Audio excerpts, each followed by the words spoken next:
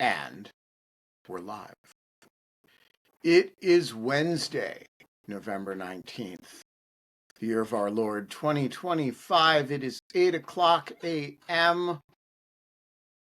And a magical thing happened today. I managed to sleep until 6:30, which I haven't done in a good long time. I'm feeling refreshed, like I had a night's sleep. You know, I put on Fluffy Poodle Shirt, or the remains of Fluffy Poodle Shirt in response, um, and I'm expecting not one but two guests today. Um, Although I just got an ominous sign, one of them just wrote, "Remind me again what we're talking about," and I have to jump off at 8:30. Uh, Day in the life. And okay.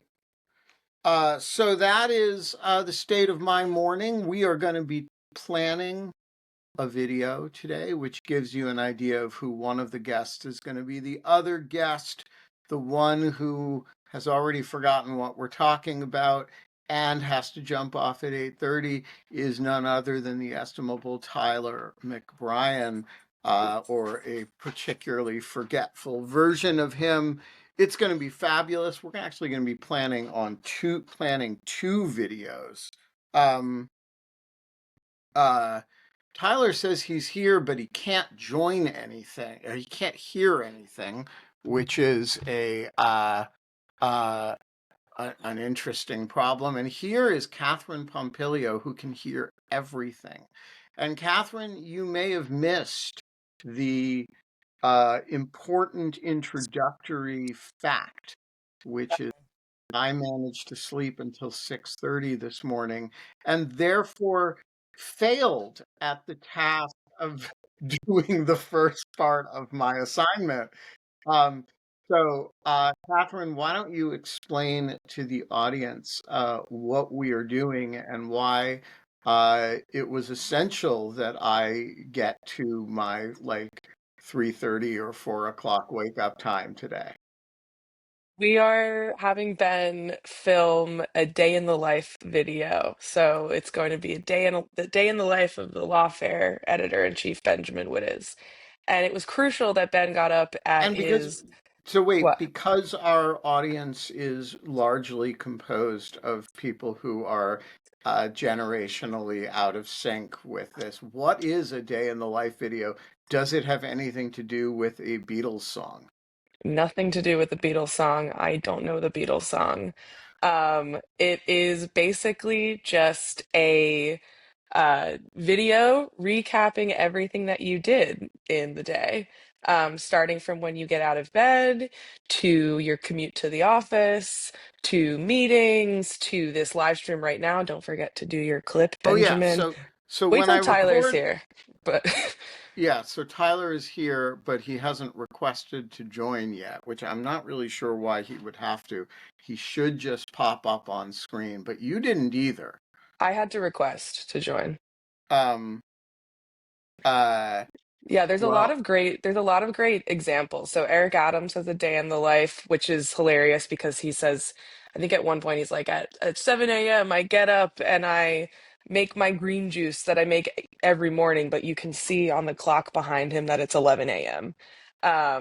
Which is oh, fantastic. should I make important mistakes like that just for fun? I mean, up to you. It's Like your maybe day in I the should, life. It's when the your sun life. is bright and shining, I should do it's 4 a.m. And I'm just getting up. Hello, Tyler McBrien.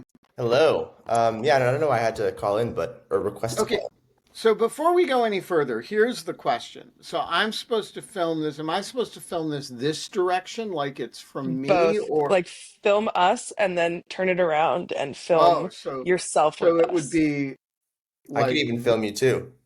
Yeah. yeah. So yeah, here we are filming. Oh, and reverse filming. Yeah, so this is kind of like and then we would do, You do this. something like this, so you can see the whole, yeah, the whole thing.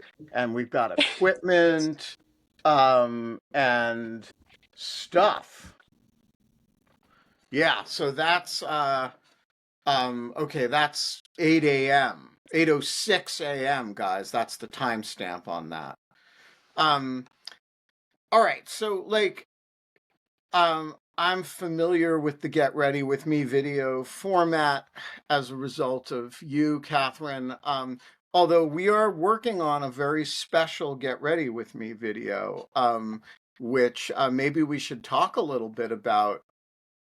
Should I share my screen while you explain what this Get Ready With Me video is? Let me share my ChatGPT logs for it, because I think the audience will appreciate this. I want to see what your conversation with ChatGPT looked like when Yeah, I trying to sent it to make you last night. the Um, conversation. yeah, the logs of the that ChatGPT link is Oh, okay. uh Basically, viewer beware. Ben today in our office will be transforming into the one and only Lindsay Halligan. So we're talking a lot of bronzer, eyeliner, perhaps a wig, though I don't know where I'm going to get that yet. I have Um, my no, I've got my barrister's wig, which yeah, already that's figures prominently in Whoa, the Lindsay image. Halligan? Did Lindsay Halligan just get on the call? whoa. um, all right. So hang on, let me figure out how to pull up the so what we've been trying to do is to get ChatGPT to create a uh a like a flip book series of um uh images of me morphing into Lindsay Halligan. There, do you have my screen? Yeah. Okay, so let me zoom to the top. So the first thing that I did, as you can see, is I uploaded a picture of myself in the barrister's wig. And then I uploaded the iconic shot that all the news organizations use. Sorry, all the girlies at the news organizations use of Lindsay Halligan with her windblown hair. And you can see I asked it to generate 50 still images for a flip book in which my face slowly morphs into Lindsay Halligan's face. And the problem is that it purports to claim that this violates the content policies, which I was shocked by because I'm not saying anything untoward about Lindsay Halligan, except that she could sort of be mistaken for me, I suppose, which is very offensive. But it informed me that because Lindsay Halligan is a real person, it didn't seem to mind that I'm a real person. And by the way, it did seem to know that that image was of me. Um, but it informed me usefully of a workaround, which was that if I just asked it to create a fictional figure inspired by the photograph of Lindsay Halligan, that would work. And so you'll see here is the first effort, which I cut short because it wasn't really doing what I want. Although this one had some promise. You can see the morphing is pretty fast. But there were a few problems with this. One is it was not obviously enough that it was Lindsay Halligan. And secondly, that it was creating one like a photo booth image of a whole bunch of images rather than discrete frames, which I could give to Catherine for, a slow morph. Now, the problem is that as I tried to fix this, ChatGPT really did not get the understanding that I wanted discrete frames. It did, however, along the way produce this image, which I think is just spectacular. I have no idea how it thought of that, but I think the idea that I would look into the mirror and put on makeup, and note that I am putting on, like blush or something, and Lindsay Halligan staring back at me on the other side of the mirror is putting on lip gloss, which Ben, like the fact that we're not even doing the same thing made me very happy. Ben, I just want to say really quickly, as Lawfare's managing editor, if I'm willing to reconsider our general rule against AI generated imagery, to use this in any article because it's the best thing I've ever seen. Yeah, I love this image.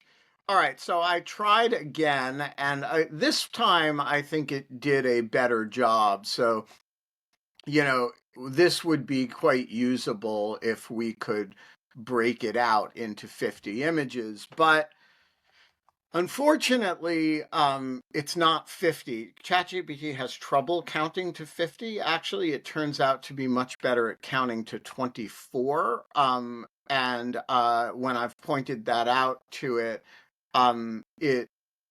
it repents. Now this one I loved, except that notice that I'm much more clearly Ben Wittes outside the mirror, but then kind of looking back at me is a weird John Malkovich-y kind of character that I don't know where he came from. But that does not see, and you'll see it says it can generate 50 separate images, but it even tells me how it's going to do it. But then when I agree to that, it just produces another 24 images in one. This one I thought was pretty good. Um, Can you zoom in on the top row? I want to see. Whoops. Whoa. Yeah, I can.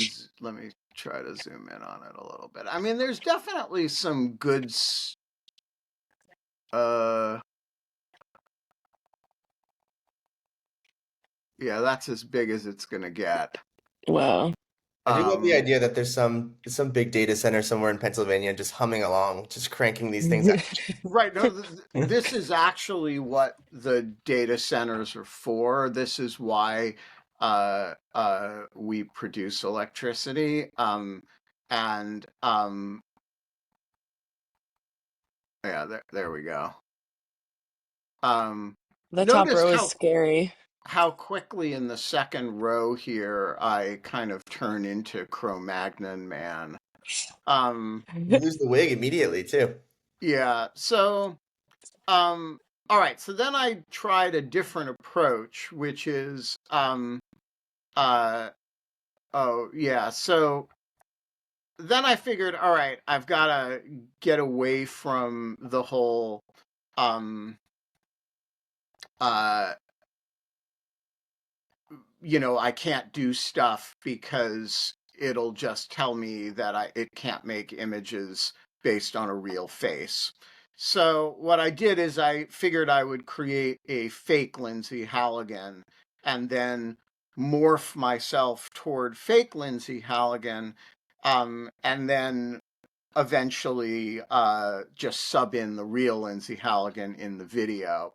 And so here was the fictional image inspired by the face of Lindsay Halligan. I didn't love it, guys. It didn't look enough like Lindsay Halligan. So I told ChatGPT to blow out her hair a little bit.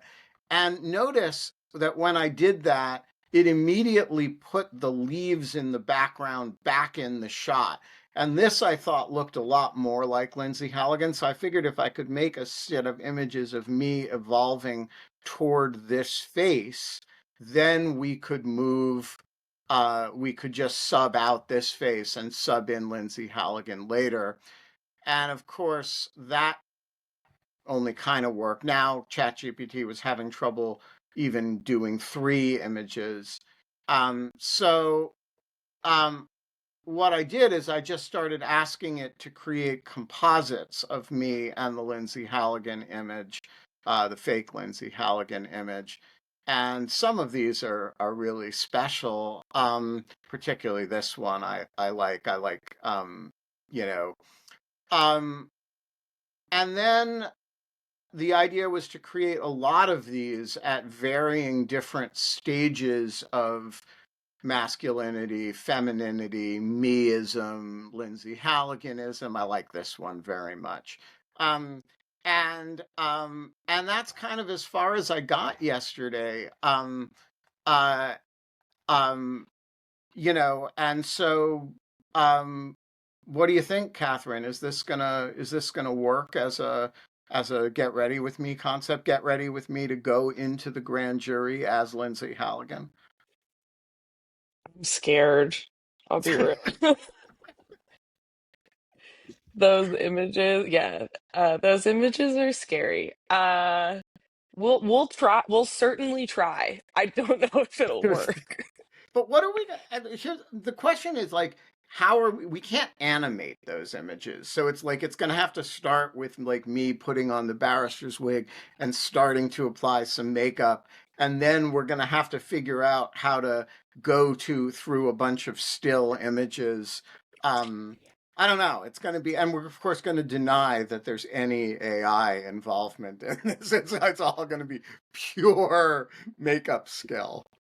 Yeah, absolutely. Well, it looks so real, we could get away with it easily. All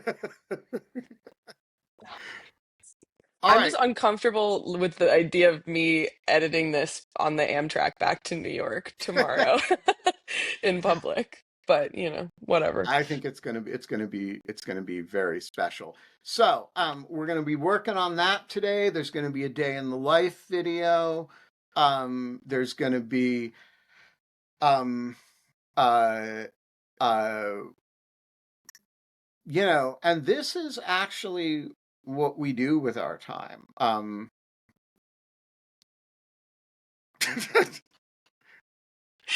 Yeah, in addition to our day jobs. Yeah, I don't know. I want to know if people have suggestions for Ben's day in the life. Um, Although my like what schedule is pretty packed today. I was gonna say, Uh, could you describe the day in the I think the platonic ideal of a day in the life video is so over the top and outlandish that no one could possibly have done all of these things in a day. And so obviously people usually embellish it or they do like several days they make it look like it's one day. But I think your day today, Ben, actually is so crazy that you can just do it. oh, so you want me to tell what my schedule today is going to be? Yeah. Okay. All right. Well, let me pull up my calendar. This is my real schedule today. And I was supposed to get up at like 3 or 4 in the morning, because that's what I seem to be doing these days. And the idea was the first item on the schedule was going to be that I'm, uh, uh, doing, uh, working on getting ChatGPT to make, eating a power breakfast. Maybe I was going to make up a fake workout, like, run a marathon or something. And I was going to film myself, doing something ridiculous at 4 in the morning. But I actually slept a normal night. And so the first item on the schedule, other than those shenanigans, was Dog Shirt TV. Then we're going to do our lawfare editorial meeting at 9:30 as we usually do. And then I'm going to do a podcast with Anastasia Lapatna, and of course I'll tell her that we're doing. I'll film a little bit of doing podcasts, and at at noon, then I'll have to go walk the dogs for an hour because they do need some exercise. At noon, I've got a lawfare Ask Me Anything with Alan Rosenstein, who's going to be very annoyed when I film a snippet of it for the uh, for this, as will Patrick. And then I have lunch with the intern, Isabel, which is a real question of how I'm going to get from the lawfare Ask Me Anything to Brookings for lunch with the intern in time. But I'll do some gotta hurry downtown because I have lunch with the intern. Um, All right, then I actually have a break, during which we are going to Run a uh, marathon. yeah, we're going to run a marathon, and no, but this is when we're going to do some of the get ready with me videos because you and Catherine are going home, uh, and then finally in the evening, just because it's a good day for that, I have something called the Siloane Salon at the home of David Frum, which David has a mansion in Washington, and he and his wife Danielle live a super glamorous Washington life. And so I will grab some clips of that. So yeah, that is my day in the life. And of course, I'll make a power breakfast at some point.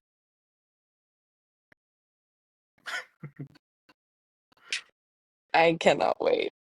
Uh, Um, uh, Jeff suggests that I moon the gates of hell. I would like to point out that it is cold outside, and I don't really do nudity. You know, unlike Vladimir Putin, the world is fine without images of my bare chest or anything of the kind, but not the least my bare ass. And so I think in a large group of people mooning the gates of hell, I would participate. I don't think I would organize that. I don't think I would, I have my plans for the gates of hell, but, Jeff, I have standards. Come on. Um, and let's not subject Catherine to that yeah, either. or anybody really. It's just not. It's not a like a good idea. Um, oh, there is one thing that we do have to do at the gates of hell, however, which is to check now that it rained last night. And so I'm really curious whether my invisible ink sunflower is now visible again. So that's the other agenda item that has to happen today. I may swing by there on the way downtown to check on the intern, to have lunch with the intern. I may check on the sunflower on the way downtown. Or I may do it when I go walk the dogs. I'm not sure, but there will be a sunflower health and wellness check. Um, you guys are in Washington. So for those who do not know, Tyler and Catherine are uh, among the beating hearts of the what we call New York Bureau, which is the contingent of lawfare that is based out of New York City, and we have a pretty strict everybody has to be in Washington rule, but we have waived it for really three people. Um, and Kate Klonick, who joined from a faculty position in New York. Well, that's different. But Catherine, Anna Bauer, and Tyler are all based out of New York, and so we call them collectively New York Bureau, and they're a fun bunch. I was, Um, I was trying to push for Lawfare North, but New York Bureau makes sense, especially after the. No, because I think of Lawfare North as kind of Minnesota That's true. Bureau. Or maybe that's the snowy North, the wild North, or something. And Lawfare West, of course, is your cabin. My cabin. Wouldn't that be west of DC? I guess it's barely west of here, but I mean, it's you take I-66 west to get there. So, um, all right. So, Catherine, back to the subject, the important subject of um, a day in the life video. What characterizes a good day in the life video as opposed to, I mean, it sounds like it could be a boring form, to be honest. I think oftentimes it is a boring form. I think a lot of the videos that you and I make are of the boring form, but because it's you in them, it makes it less boring. Like if I were to film this exact video, not doing all the same things you did, but if I woke up and was like, spend a day in the life with me as a lawfare associate editor in DC, I got up at 7 and drank coffee and did this live stream. Uh, it's not interesting because it's like, okay, another girly pop on the internet trying to be an influencer.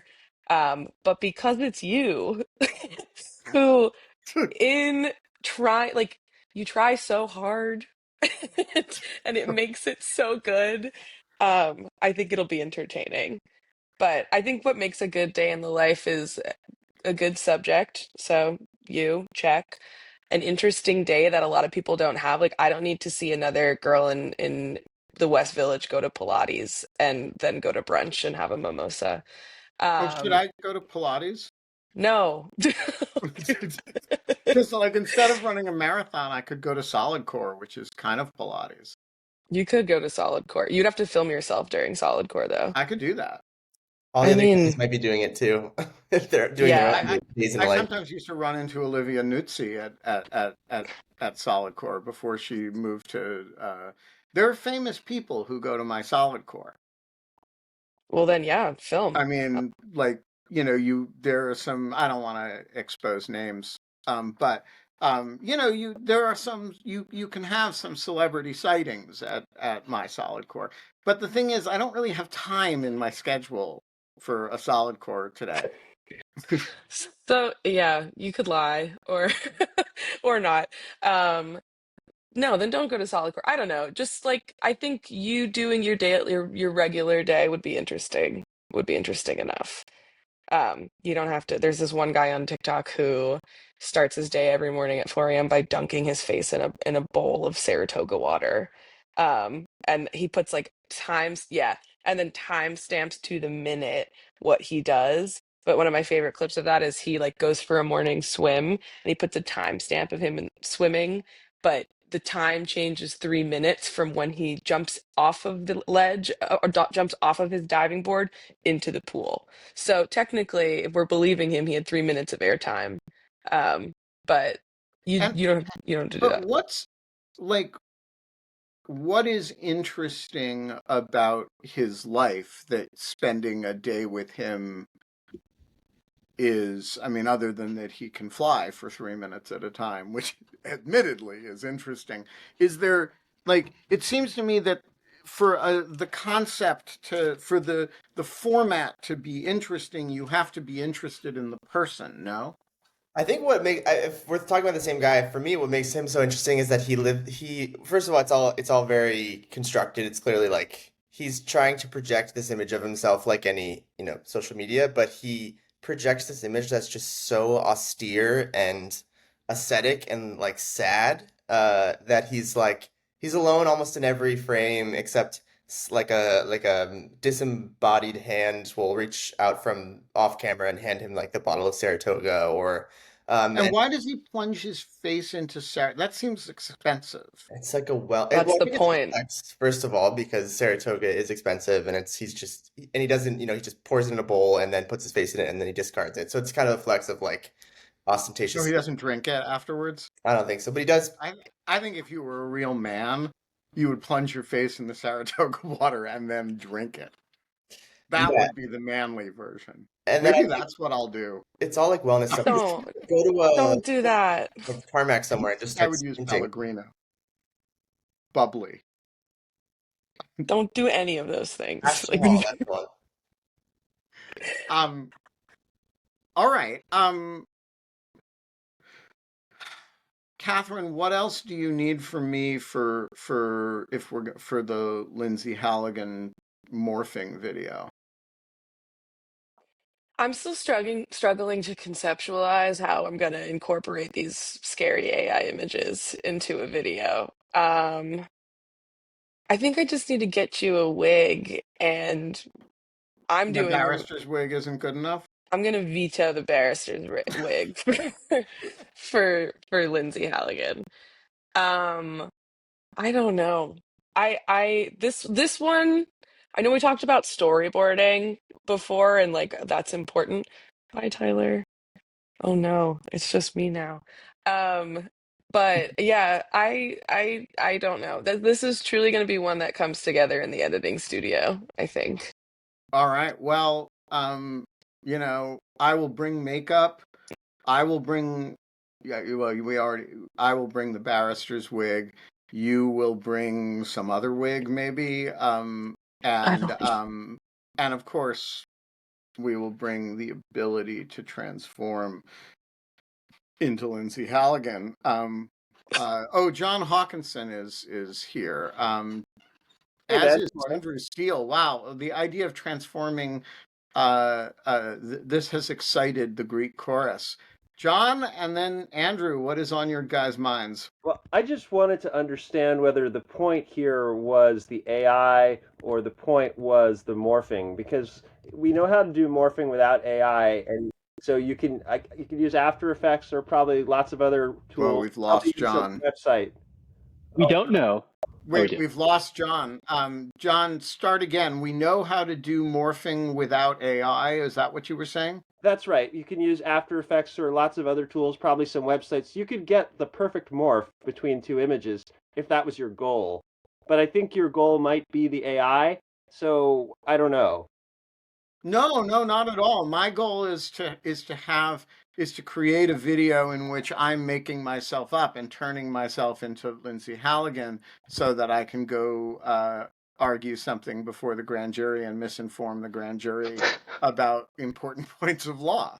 I see. Well, then I Because if I did that in my identity as Benjamin Wittes, first of all, I wouldn't be admitted to the grand jury, and secondly, that would embarrass my reputation. So I need to disguise myself as Lindsay Halligan in order to do that. I see. Well, then on a more serious note, I find it shocking that your go-to was to use AI rather John, than you are breaking up very badly. Palmer. So I am going to hide you. At, He was shocked about something, I he think. was shocked about something. Not unsurprising. But John, I'm just going to say, if you have a way of creating a perfect morph with 50 to 100 still images, so that I will send you the picture that I want to morph into the other picture, and you send me back the still images by whatever means. It does not have to be AI generated. In fact, it's preferable if it's not. It's preferable if I could just do the makeup and turn myself into Lindsay Halligan. That would require mad skills that I don't have, and facial reconstruction surgery that I'm not going to do on myself. Yeah,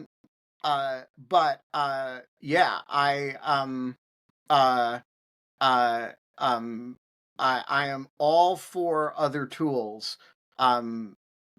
John, just let me know.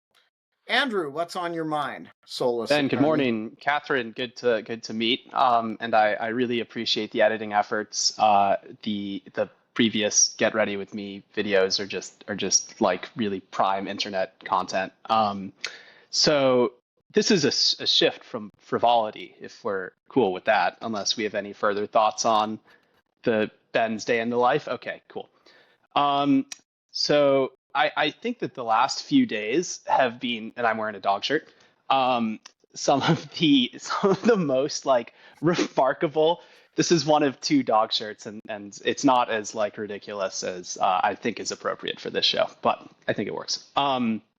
Okay, so U.S. politics, some of I the was most on the Mona ridiculous. Charen show yesterday, and Oh, she cool. wore a dog shirt in my honor. She's so lovely. Yeah. Did you wear a dog shirt as well? Of course.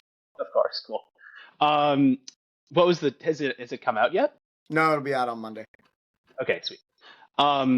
So most remarkable few days I think I've ever seen in U.S. politics. I mean, I haven't been around forever since the founding of the Republic, but just the last few days have like blown my mind in terms of good and bad. So what are the highlights and lowlights that make it particularly remarkable in your view? So I'm going to start with the good, and I'm going to post in the chat the little Time magazine piece about Marjorie Taylor Greene apologizing for her like entire political persona, which just blew my mind. I've been following her. She hasn't been in politics for like that long. No, she really hasn't. So I've kind of followed her since she came onto the scene, and I just like have this really distinct memory in my mind from it was early in the Biden administration. It was her in the middle of like a CrossFit workout because she's like obsessed with that, and it's like her with the camera up to her face saying, and pardon the language, "Joe Biden, you're not a president, you're a piece of shit." And it's like, this is some like young, random, conspiratorial thinking congressperson, um, who over the past like 10 years, I guess, I mean, I think she started in Congress like 5 years ago. Um, she has like, her bread and butter is accusing Hillary Clinton and Huma Abedin of like doing satanic rituals and sacrificing children, and like Anthony Fauci being like the Antichrist. Like, quite literally, it seemed like she believed these things. Um, and then over the weekend, she was sort of disavowed by the president, and he withdrew his endorsement of her, and she got some like threats. You know, that's just unfortunately a terrible part of modern politics. And she gets on CNN, I think maybe Sunday, and is asked, I can't remember who the host was, but one of the hosts, don't you think that you contributed to this toxic environment? And then she paused for a second. And I was like, okay, she's going to say something ridiculous and be like, that's an unfair, liberal, biased criticism, and you guys are like the devil. But then she paused and said, I think that's a fair criticism, and I would like to humbly say I'm sorry for taking part in the toxic politics. It's very bad for our country. And it's something that she's been thinking about a lot in recent months. And I think that's just such like an incredible move. And I hope that other people start to think that way, especially because it just seems like we're sort of on a bit of a knife's edge with things getting out of hand. And Right. So I having want to her, ask. I want to ask a serious question about this. yeah. So it seems to me there are three possible explanations for this. The first is that she is sincere, and she has genuinely, that this is Mrs. Jewish Space Laser herself, Miss Follow gun violence survivors down the street, teenage gun violence, yelling at them. Um, uh, that she has had a severe conversion to the cause of civility. Far be it from me to suggest with tone or that I may doubt that, but let's hold that out as a possibility.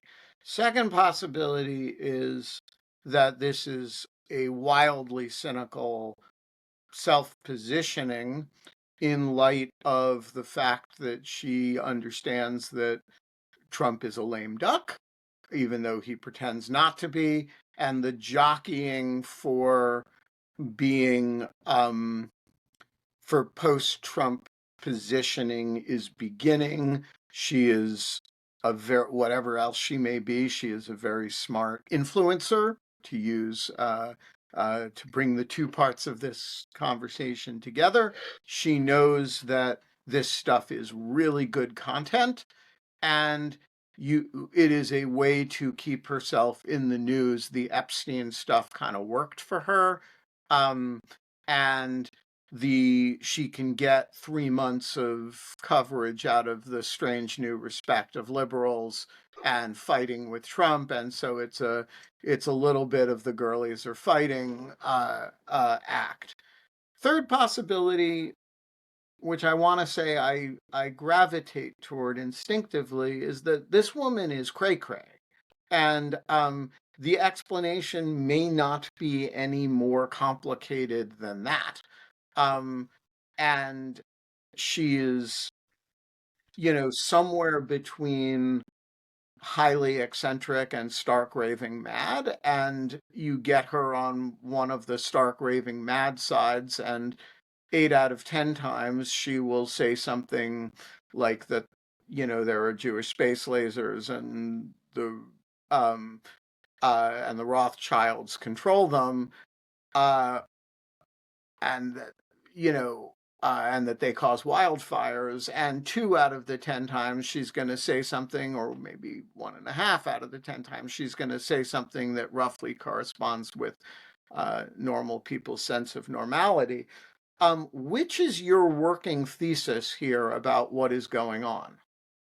So I think 1 and 2 sort of collapse in a way. If 1 is she's sincere and has had like, a moment of reflection and recognition, and 3 is that she's like had a moment of lunacy, and the collapse theory is that like it's a sincere moment of kind of craziness. It's just an unstable person who jumps between things But you don't think has it's now cynical? settled.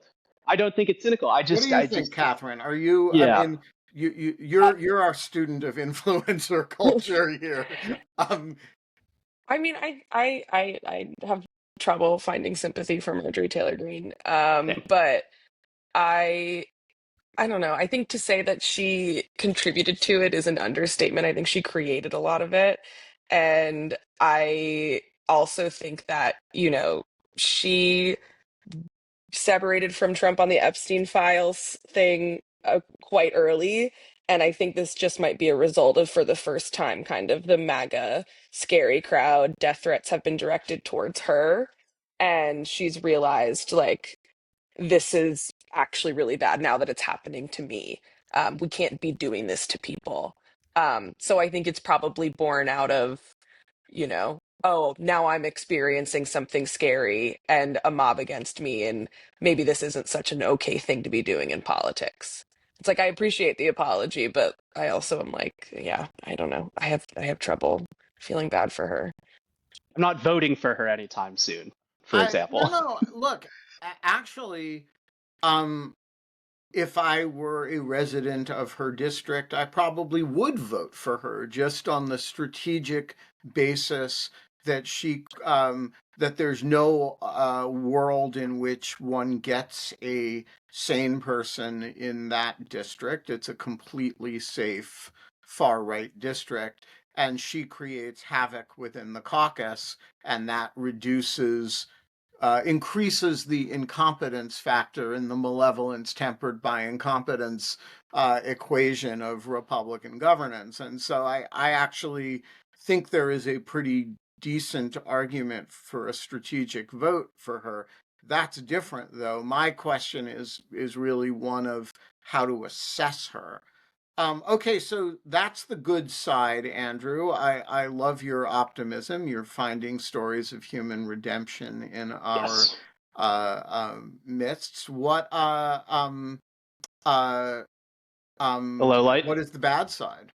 Well, actually, can I just the story of human redemption that it actually reminded me of, and I was just thinking about this is there's like John Valjean or whatever is one, but Darth Vader is the one that actually came to mind the most. And I mean, if you have to, I can't give you spoiler warnings. This movie's like 45 years old. It's at the very end of episode 6 when Darth Which is Vader, really episode 3. yeah, when the end of the trilogy, Vader throws the Emperor into like the depths of the Death Star. And yeah, exactly. That And was my that's his. ninth grade, eighth grade. That year. Yeah, Were you that was. Vader? I Or believe that was. maybe I was in eighth grade that year. Uh, I I first learned that story in not in the movie, but in a graphic comic book released concurrently with the movie, or released just before the movie that told the same story. And I read it in math class instead of doing class. And Yeah, so yeah. yeah, that's Darth Vader with the Emperor over his head and the blue lightning. Yeah, I remember that shit. And so I think that's sort of like they're all sort of self-immolating, and then like the Death Star, Lando blows it up. So I think that's a little bit like if you have the most optimistic view of what's going on, that's what could be happening. Okay, but then in terms of lowlights, it's the story that kind of gave rise to this, and it's the actual vote. I don't know if like the Senate has yet taken the floor to what they're going to do is unanimously I pass think the they already discharge did it. petition. Okay. Um, I was watching C-SPAN literally yesterday during the count of the House votes, and it was absolutely stunning to see this wave of, I mean, absolutely non-oppositions except for one guy, Clay Higgins, right? I think is his name, who made the same point that more or less that you did, Ben, in your situation column in July, which is that like this is absolutely irresponsible.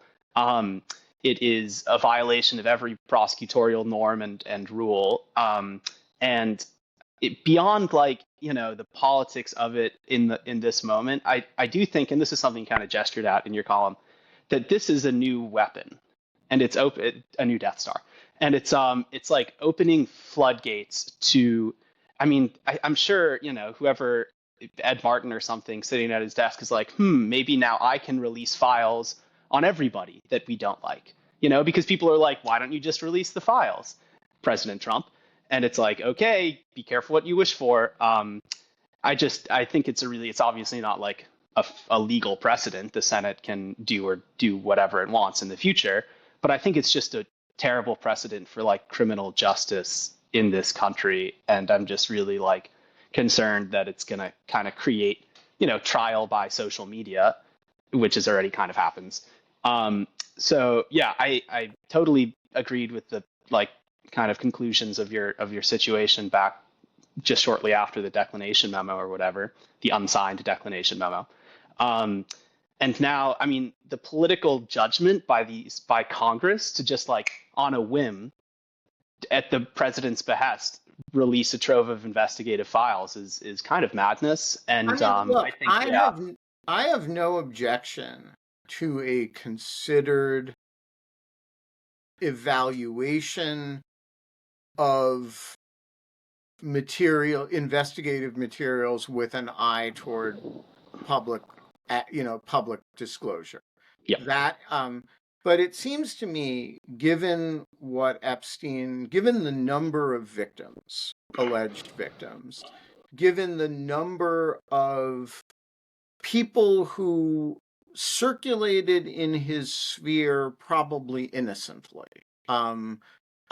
Somebody, in fact, Catherine, yesterday informed me that I was in the Epstein files, albeit in a rather innocent I was context. gonna say qualify that. yeah. Yeah. You're in a lot of files, Ben. So I am not in the files in my uh, human capacity. I'm in the files in my written capacity, in the sense that Kathy Rumler, the former White House counsel, who appears to have had a substantial social relationship with Jeffrey Epstein, was in the habit of sending him lawfare articles by me. Okay, who knew? Now, there are a lot of people, and Kathy Rumler may be one of them, who are completely innocent of anything related to the sexual exploitation of children. I have no reason to think or sexual exploitation of anybody else. But not to mention the third order people, like apparently me, who wrote an article that she thought worth sharing with him. Um, I um, I have no objection to a congressional committee sitting down and saying, "Okay, we need more disclosure." But it seems to me you want it to be done in a thoughtful way, in a way that allows the many victims who probably don't want the details of their exploitation to be and their FBI interviews to be thrown out in front of the public. You want there are going to be a lot of people who there are rumors about that are not true. And then there are going to be a lot of people like Kathy Rumler who had some interactions with Jeffrey Epstein, knowingly or unknowingly, and who he was. It's possible to not have known who he was if you didn't live in the Southern District of Florida. And I do think, it is not a legal point related to grand jury information. It's a prudential and wisdom point that releasing matters willy-nilly without knowing what you're doing involving sensitive areas is, generally speaking, a bad idea. And I still feel that way. And by the way, there's a very simple solution for victims who want their stuff out there, which is apparently a lot of them, which is they can sign Privacy Act waivers and say, like, release anything involving me. but I do think that there's a I, I it's not a hill I'm gonna die on, that but I did write that column. I do stand by it, and it's not because it turns out I'm in the Epstein files. Yeah, that was the whole purpose of the column, was to protect the circulation of lawfare emails. That's right. That's Yeah. No, I totally agree. And I'm just going to reiterate the concern that this might start to become something more common, just dumping. I mean, given all of the like ghost or not investigations going on that could pull in a ton of people, like all of the Hunter Biden files, like why don't they just drop those? And so. those are like a lot of Of disturbing course, things. there is a precedent for this kind of irresponsible congressional dumping of large volumes of documents, and it was the Starr report. Everybody thinks Ken Starr released his report, and that is false. Ken Starr gave a confidential report to Congress, which then voted, I think unanimously, to release it sight unseen with all of the, with no redactions, um and of course it was great for journalism because we learned all about the blue dress and the all the salacious details of Monica's and Clinton's dalliances. And it sure made the impeachment process easier in that we didn't have to think about any, but query whether it was a good or responsible use of, like, ju- exercise of public judgment. And I think that question sort of answers itself. And there are some other examples of this where Congress just dumps stuff. It's not always Congress, just dump stuff in the public arena. Another example would be, you know, uh, the Edward Snowden stuff, right? He didn't he didn't choose which documents and which parts of documents actually reflect on public policy issues that we should be having a conversation about. It was like 250,000 documents, and WikiLeaks is the most extreme offender of this. Uh, the um, the State Department cables, Hmm. which caused us to have to remove people from certain locations. Um, the Guantanamo files, and it's not that there's no place for a mass document release. There is a place for that. It's that when the entire political culture says, kind of knees jerk in the interests of indiscriminate disclosure, it's good if somebody says, wait a minute, isn't there something a little bit more discriminating that we should be able to consider here? And if that person is Clay Higgins in this case, good for him. Hmm. Yeah, I mean, the Senate is supposed to be like the greatest deliberative body in the world, and it didn't seem like they did any deliberation. And so one other point, or kind of maybe final point from my perspective on this, is like this material. Like I've read through materials like related to other cases. The stuff that's been released by the House. It's like disturbing stuff. And the FBI agents who have had to like look through all of it, I think they're not in a good place. And I don't think that as a country we should just like blindly walk into this. It's just not like good for our mental health. Um, yeah. So I agree with And that, and here's I also know people. Matt Tate, aka Pwn All the Things, has talked about this publicly at times. That he was an offensive hacker for GCHQ and worked closely with a bunch of people who worked child exploitation cases, and you know you these you know this is not material that you want to be inadvertently exposed to without uh without knowing what you're getting into, without the right kind of professional help when you do it, it actually really injures people.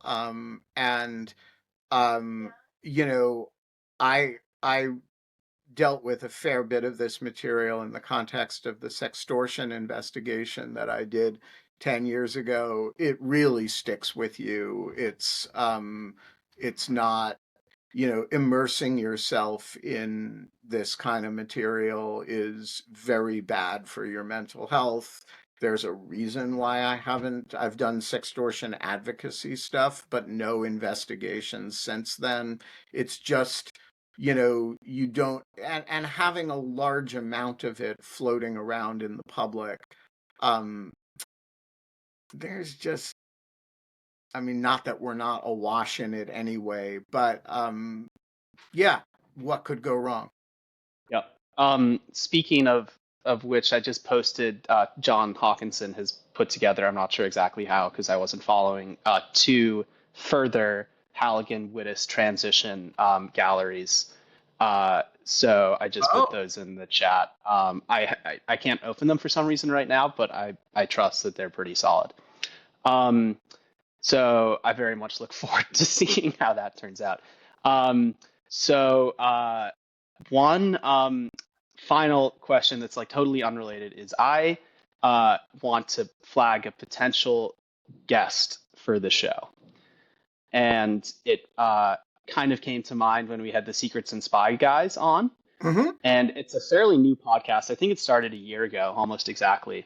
It's called The Rest is Classified. So it's like The Rest is Family. Do you ever listen to this one or that Well, so family of I listen podcasts? regularly to The Rest is History, which I Cool. think is a spectacular show. Yeah. Um, uh, and I've never listened to any of the others, including The Rest is Classified, partly because their ad for it on The Rest is History is predicated on the idea that Anthony Scaramucci Oh, yes. has new information about the Kennedy JFK. assassination, which is Yep. a proposition I find so wildly implausible that I have kind of discounted the entire show on the basis of that advertisement. But if Yeah. you tell me that it is worth my It time, is really I, good. I will listen to it. So they just within the past few months they've had both Petraeus and Bill Burns on.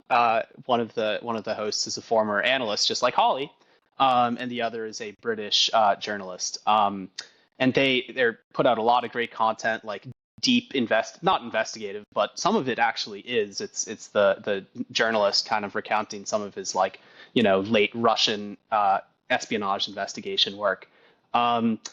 So if that's something the team is interested in, I can shoot them an email. I think I I've would emailed love with to them be in once or touch with twice. them, and Cool. I would even start a show by saying, I found your ad totally irresponsible, but Andrew vouches for you, and so no, I wouldn't start a show that way. Yeah. No, they'd love Um, that. They're funny guys. um, Cool. Super. guys, it's we've come to the end of an hour. We started with morphing Ben into Lindsay Halligan, and we ended with deep shit about the Epstein files, Marjorie Taylor Greene, and maybe guests for another show.